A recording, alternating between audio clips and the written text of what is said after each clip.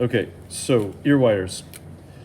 So this is, if you want to work hard in this, what you can do is twist this before you start. Because this is annealed and this is copper, it's going to be quite soft.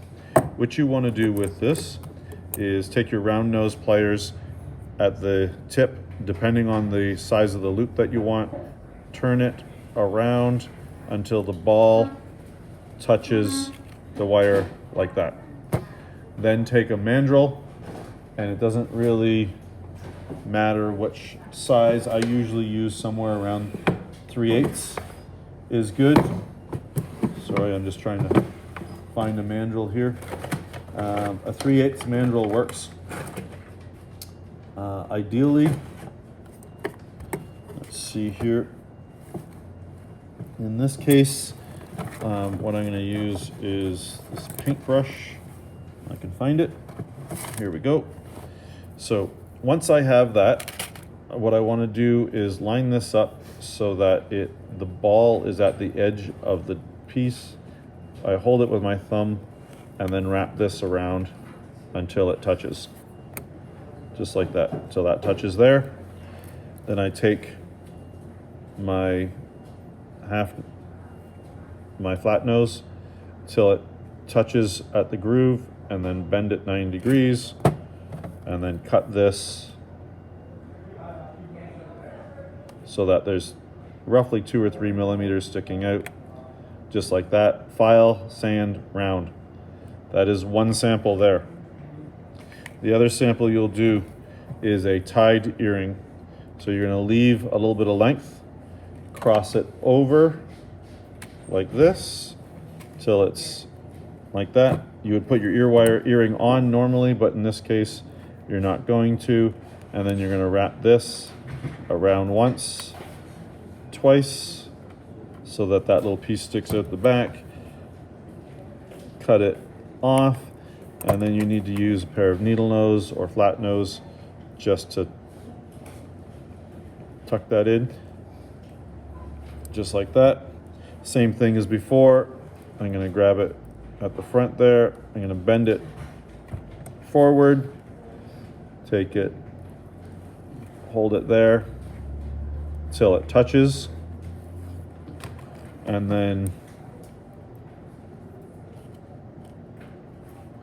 depending on, now this is a little bit too far forward, and then 90 degrees or a little bit of a dog leg, a couple of millimeters. That's sample 2. And then the third sample is a French wire, and you're going to leave it long just like before. Go around. This time you leave it like that. Ear wire would go on, or earring would go on, sorry. And then you go around once till it faces back, and you leave it like that. And then you take your needle nose pliers at the tip, bend it forward, wrap it around your mandrel, and again you just make sure that edge is right. The mandrel is at the edge of the piece until it touches or overlaps. And then in this case, what we want to do is we want the dog leg to be just below. We cut that off. Now this extra tail, what this is for, and I'm just going to move this to the other side, should be on the same side as the ear wire. We want that straight down like that. And we want right here where this wire is going to go, we want this wire to curve back like that. Then we cut it off like this, and very carefully just give that a little squeeze, just like that. We don't want it to wrap around. We want this to be able to pop out. Now, with your copper samples, this won't work, but with silver, you can harden it. Now, at the end of each of these, what you need to do is hold the loop. You can see it's curved. So what I want to do is straighten this out, grab it in a different location. You can see it's curved, straighten it out and work your way around until you get it nice and straight. And you do that with all of them.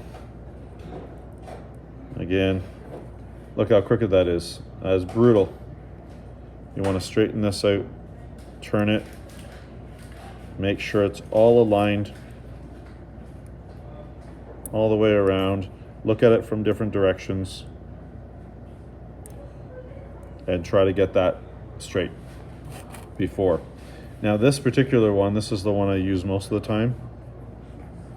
To put your ear wire on this one, you just turn it sideways like that, slide your earring on, and then straighten it out, just like that.